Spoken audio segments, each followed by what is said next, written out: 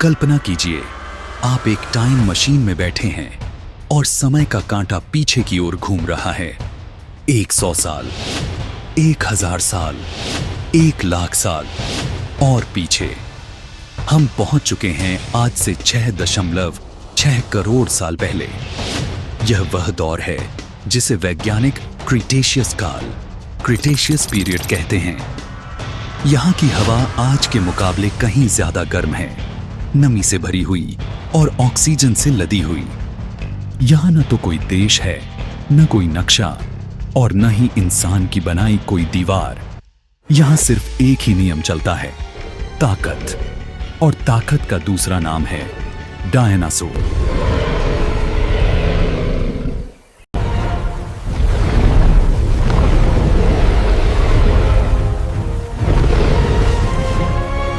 लेकिन आज की यह डॉक्यूमेंट्री उनके गौरवशाली इतिहास के बारे में नहीं है। आज हम उस केस फाइल को खोलने जा रहे हैं जो पृथ्वी की मिट्टी में दबी हुई है।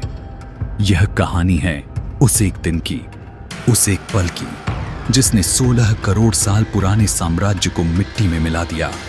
तैयार हो जाइए, क्योंकि हम देखने वाले हैं दुनिया के अंत का वो मंजर जिसे किसी गवाह ने नहीं देखा, पर हर जीवाश्म जिसकी गवाही देता है। सुबह के 6 बजे हैं। सूरज की पहली किरणें उन विशालकाय पेड़ों को चीरते हुए नीचे आ रही हैं, जो आज के बरगद से भी कई गुना ऊंचे हैं। धरती कांप रही है।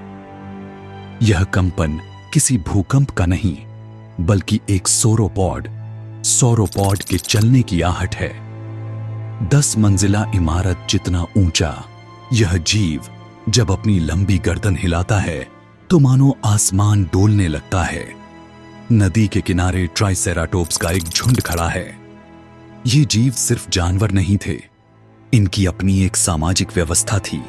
एक मां ट्राइसेराटोप्स अपने नन्हे बच्चे को अपनी नाक से सहला रही है, उसे सिखा रही है कि कौन सी घास खानी है और किस आहट से सावधान रहना है। उनके सिर पर लगे 3 विशाल सींग और गर्दन की ढाल उन्हें किसी टैंक जैसा सुरक्षा कवच देती है। लेकिन इस शांति के पीछे एक खौफनाक साया भी है। झाड़ियों के बीच 2 सुनहरी आंखें चमक रही हैं। यह है टायरेनोसोरस रेक्स, टी-रेक्स। उसकी सांसों से भाप निकल रही है। उसके दांतों पर कल रात के शिकार का सूखा हुआ खून अभी भी लगा है। वह इस जंगल का बेताज बादशाह है। उसे किसी का डर नहीं है, क्योंकि उसे लगता है कि वह अमर है। यही वह भ्रम है जो हर महान सभ्यता को होता है। उन्हें लगता है कि उनका सूर्य कभी अस्त नहीं होगा, लेकिन उन्हें क्या पता कि इसी समय ऊपर, बहुत ऊपर, मौत अपना सफर शुरू कर चुकी है। जब धरती पर डायनासोर अपनी दुनिया में मग्न थे, तब अंतरिक्ष की काली गहराइयों में एक 10 किलोमीटर चौड़ा पत्थर अपनी मंजिल की ओर बढ़ रहा था। इसे हम चिकशुलप एस्टेरॉयड कहते हैं। इस पत्थर को न तो भूख लगती थी, न प्यास।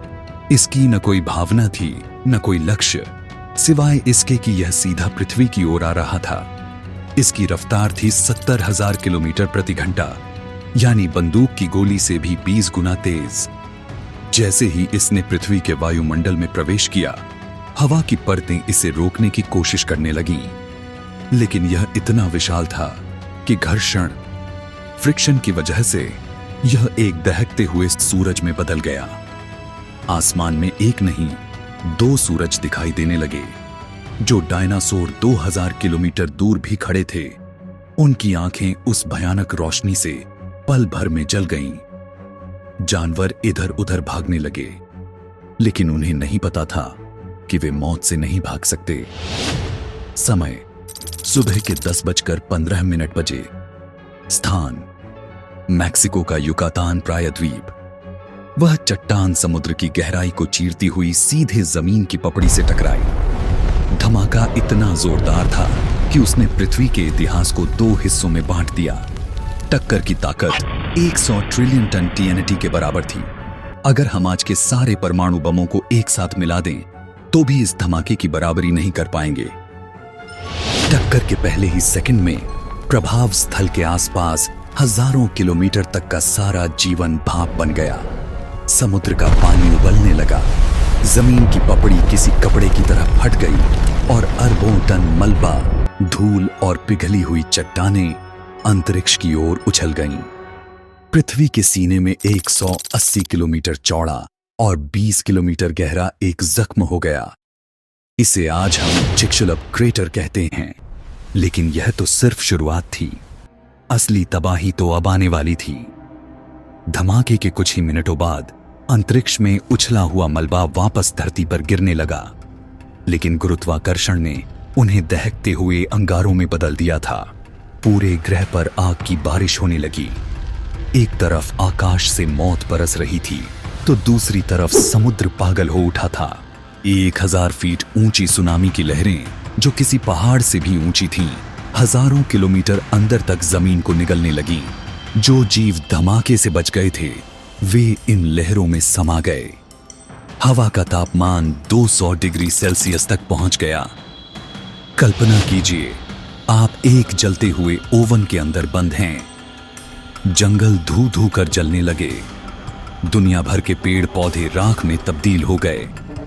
क्रिटेशियस काल का वह स्वर्ग अब नरक का साक्षात रूप ले चुका था। धमाके के कुछ घंटों बाद आसमान काला पड़ गया। इतनी राख, धूल और गंधक, सल्फर हवा में भर गया कि उसने सूरज की रोशनी को पृथ्वी तक पहुंचने से पूरी तरह रोक दिया। अगले कई सालों तक पृथ्वी पर सूरज नहीं होगा। पूरी दुनिया में परमाणु शीत, न्यूक्लियर विंटर छा गया। तापमान जो कभी गर्म था, अब गिरकर जमा देने वाली ठंड में बदल गया। फोटोसिंथेसिस रुक गया। जब सूरज की रोशनी नहीं मिली, तो पेड़ पौधे मर गए। यही वह समय था जब खाद्य श्रृंखला ताश के पत्तों की तरह ढह गई। पहले शाकाहारी डायनासोर मरे, क्योंकि खाने के लिए कोई घास या पत्तियां नहीं बची थीं।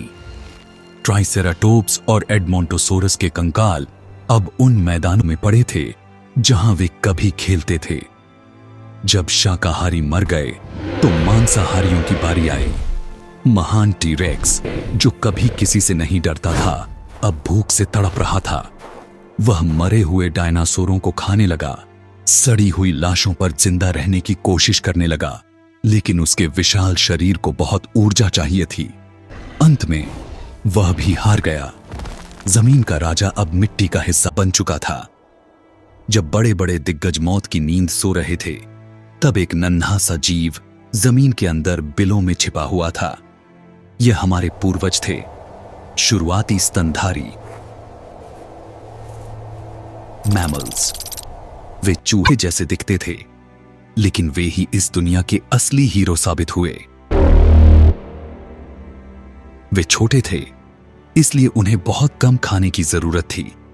वे जमीन के अंदर रहते थे, इसलिए वे बाहर की आग और ठंड से बच गए। उन्होंने डायनासोर के अंडों को खाया, जड़ों को खाया और किसी तरह उस काली रात को काट लिया। अगर वह एस्टेरॉयड नहीं गिरता, तो ये स्तनधारी कभी बड़े नहीं हो पाते। वे हमेशा डायनासोर के पैरों के नीचे दब कर रहते, लेकिन प्रकृति ने उन्हें एक मौका दिया। डायनासोर का अंत हमारे उदय का कारण बना। हम आज जो यहां खड़े हैं, वह उस एक एस्टेरॉयड की वजह से ही संभव हुआ है। अक्सर लोग मुझसे पूछते हैं, क्या सारे डायनासोर मर गए? इसका जवाब आपको चौंका देगा। नहीं, वे सब नहीं मरे। कुछ छोटे पंख वाले डायनासोर, जिन्हें थेरोपोड्स कहा जाता था, उस आपदा से बच निकलने में कामयाब रहे। करोड़ों सालों के विकास, एवोल्यूशन के बाद उनके दांत चोंच में बदल गए, उनकी पूंछ छोटी हो गई और वे आज के पक्षी बन गए। अगली बार जब आप अपने आंगन में एक गौरैया को देखें या आसमान में एक बाज को उड़ते देखें, तो पल भर के लिए रुकिए। आप एक डायनासोर को देख रहे हैं। उन्होंने बस अपना रूप बदला है, हार नहीं मानी। उन्होंने जमीन की बादशाहत छोड़कर आसमान को अपना साम्राज्य बना लिया। इस तबाही के दौरान हमारे अपने भारत में भी कुछ भयानक हो रहा था। पश्चिमी भारत के दक्कन ट्रैप्स में हजारों सालों से ज्वालामुखी फट रहे थे, लावा की नदियां बह रही थीं। वैज्ञानिक मानते हैं कि एस्टेरॉयड के गिरने से जो शॉकवेव पैदा हुई, उसने इन ज्वालामुखियों को और भी ज्यादा सक्रिय कर दिया। भारत की जमीन उस समय लावा की चादर से ढकी हुई थी।